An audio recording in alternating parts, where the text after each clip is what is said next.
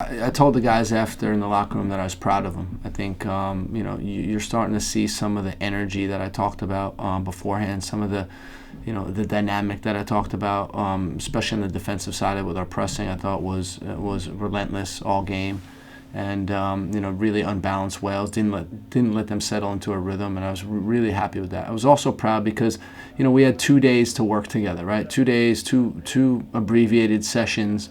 One the guys were off. Some guys were offload, and then we had a full session the day before the game, and to know that, and then to see what I saw today, I was pleased. Offensively, I think we need to continue to improve, continue to threaten the back line. We didn't do that enough in this game today, but we saw enough to be pleased. And 6 guys made their debut today. It was a really young team, young group of guys, and really proud of them and the performance. We'd also like to welcome everyone who's watching live on the U.S. Soccer Insiders app. Just a couple notes before we continue with questions. We will have players available following Gregg. It'll be a few minutes in between as we sanitize the area. Also, to the members of the media, we'll be making the video and audio from tonight's press availability to you. We'll make that available to you later through email. And if you need anything else, please don't hesitate to ask. We're going to begin with questions, and we'll start with Ron Blum from the Associated Press. And Michael, sorry to interrupt you. The other thing I neglected to mention was I'm also proud of the fact that the players came together and thought long and hard about how they want to activate for social injustice, and they came up with would be the change. And if you saw the warm-ups and the anthem jackets, the guys really take it serious and really believe that if we want change, it's up to the individual to take responsibility for it. So it's a great message, and really proud of the guys in that moment. Thank you. Thanks, Gregg. And you can find more information on Be the Change on ussoccer.com. Thanks, Ron. Go ahead. Hi, Gregg. Could you go through the 6 guys making their debuts and your assessments on how you thought they did today? That's tough, Ron. That's a tough question, man. Seriously. Okay, I'll give you an abbreviated version, right? I'm not going to give you the full critique, but Conrad, I thought, he was coming into the game. He had moments where you could see his real quality. I thought defensively, the pressing, releasing to the center back was really good at times, and overall, it was. I like how he just hung in there. That was the type of game that he had to play, hanging in there, and I think he did okay. Gio was. Showed real quality at times. He really did, and for him it was the fluidity on the ball. I think getting in good positions that hurt the defense. His defending I thought was a good starting point, and overall, a 17-year-old debuting and he didn't look like that. So I think from that standpoint it was solid. Yunus, very similar. Yunus, he again showed real moments of quality on the ball, real composure for a 17-year-old getting the ball, on a bouncy field a little bit under pressure, and he's able to deal with it and move out of it. I think maybe lacking a little bit of the final movements, final ball that we know he can do, but overall worked really hard and hung in there. When it comes to Johnny, Owen, and the last one was Nicholas. I think that when they came in the game, I think it was a little bit difficult for them to make a big impact. Johnny, you can see his cleverness, his street smarts, and how he moves around the field.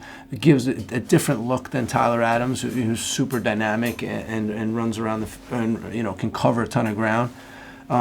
Nicholas was finding himself in the game when he came in. It wasn't the easiest conditions in the game. I didn't think there was a lot of service for him, a lot of balls for him. But again, he was managing the game well. And then the final one was Owen, and Owen came in and he showed tremendous amount of physicality. I think again he got the ball in some difficult situations at times, made a good pass wide. And defensively, I think there wasn't much for him to do because of how late he came in. But overall, we're pleased with all these guys. How's that, Ron, for you? Next, we'll go to Brian Strauss from Sports Illustrated. Hey, Gregg. Yeah, could you do that for everyone else?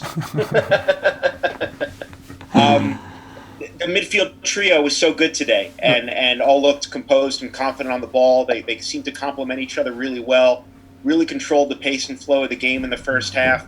But like you said, that final product wasn't there. What do you think the missing link was? Why isn't that kind of possession and momentum turned into a good look at goal, a real scoring chance? Yeah, there were a couple, right? A couple that we got, that we drew up, a couple attacks that you could recognize as U.S. men's national team attacks, right? But not enough, not nearly enough. And it's about the principles. We're still learning the principles. We're still learning, some of the main areas, how we want to hurt the opponent, how we want to take advantage of the opponent's weaknesses.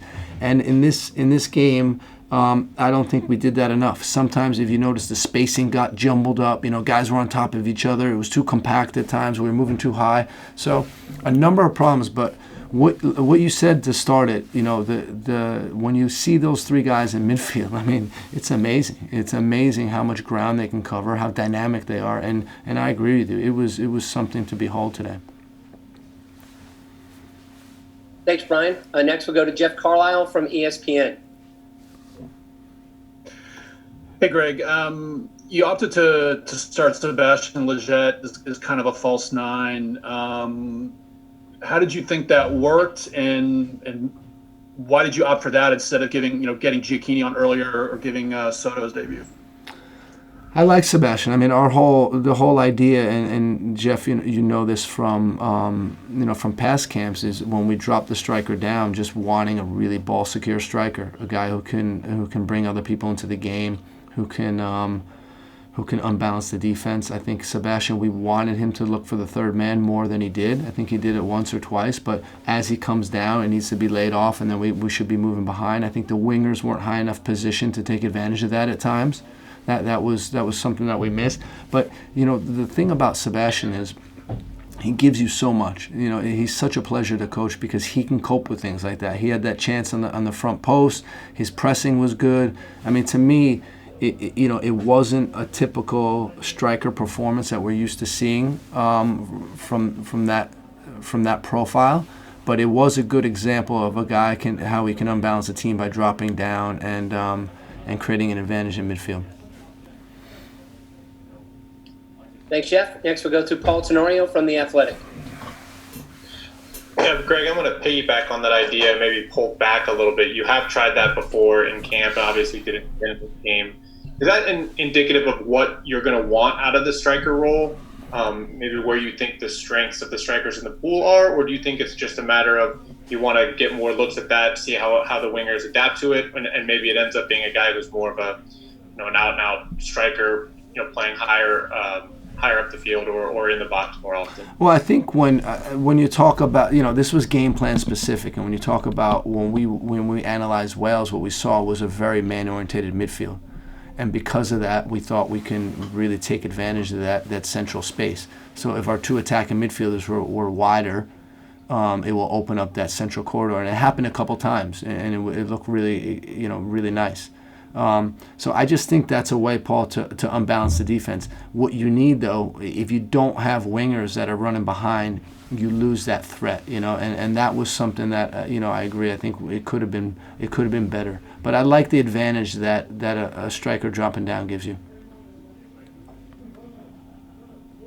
Next, we'll go to Doug McIntyre from Yahoo. Thanks, Michael. Hi, Greg. Hey, Doug. Just wanted to ask about Weston and Serginho Dest. Looked like they had some extra swagger in their game tonight. What did you see from those two guys? And I asked you this yesterday, but I'll ask again. Do you anticipate sending any guys home or back to their clubs rather before Monday's match against Panama? No, we're going to remain intact for the next game, which is great. And I think Weston had a strong game. I think he really did. Again, defensively, winning ball. He almost did everything besides make that final pass and make a goal. I think everything else was really, really solid.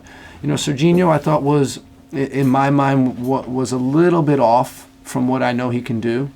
I think we really want to use him as an offensive weapon, and we want him to create depth in our attack and get to the end line and make things happen. I think it was a couple times that he did, but I expect more from him because he has so much quality. Thank you, Doug. Next, we'll go to Kevin Baxter from the LA Times. Hey, Greg. Thanks for your time. You're welcome, Kevin. Piggybacking on what Doug asked about the swagger of some of the players, I think there were maybe more than two that had a little bit of a swagger, a confidence. If you played on a national team, how important is it to have that swagger and to come in, and not be overwhelmed by the situation? You had a lot of teenagers, young players. How important is that swagger? Thank you. Yeah, Kevin, I think it's really important. And when you think about when you start looking at the numbers and think about how we made Wales play at home and what they resorted to doing, I think that's impressive. It really is. I mean, they had really low passing percentage, passing accuracy. We had a large share of possession, and it shows that these guys are confident, and that has an effect on the opponent. It's also where, when you see players like that and you see their confidence, I think it gives other players around them confidence that that it's going to be okay. Got time for a couple more for Gregg, so we will go to Charles Bohm from MLSsoccer.com. Hi, Greg. Do you think of this as a young lineup? And I guess my question is how, could we see this in a more competitive match, this level of youth and relative inexperience, this level? And how do you find that matrix between quality and experience? No, I think we had quality. I think we had a ton of quality. I mean, if you add Christian into that game, I think it could be, you look at it and it looks like a really good team. In terms of age, you know what the average age was? I didn't even check that. I don't even know. Anyone know that? It was over 22, Greg. Okay, and I think that's generally young. That's pretty young, and I think to play the way we did, being that young, is good. But the guys that have been around, Sebastian made a big difference. Matt made a difference. John Brooks made a big difference. Zach contributed really well to the game with his calmness. So I think it was a youthful lineup, but I think it's a lineup that you can build from. Our last question for Gregg will go to McKennie Giannone from Univision. Thanks, Michael. Hi, Coach. Follow up on Weston. He looked like a leader on the field. He's only 22, but he's one of the veterans of this group. Can you talk about his role as a leader, not only to the game, for just from the beginning of this short camp for now, just 2-3 days? Love those headphones, by the way. Looking good. Thank you. Weston, it's always funny to talk about Weston because, I mean, off the field, his personality is big. I mean, he's a fun guy, magnetic personality. Everyone loves him, and he brings a real energy to the team. He's also, I think, what he did in this camp in particular was he flipped a switch when game time came, and that was really interesting for me to see because he's so relaxed and jovial around the training days and around the camp, and then when the game came, you can tell that it was a different Weston, and I like to see that. I think that's great. As a coach, you want to trust that your players are going to be able to perform on game day, and when he has a switch like that where you can go into another gear, it's really nice to see.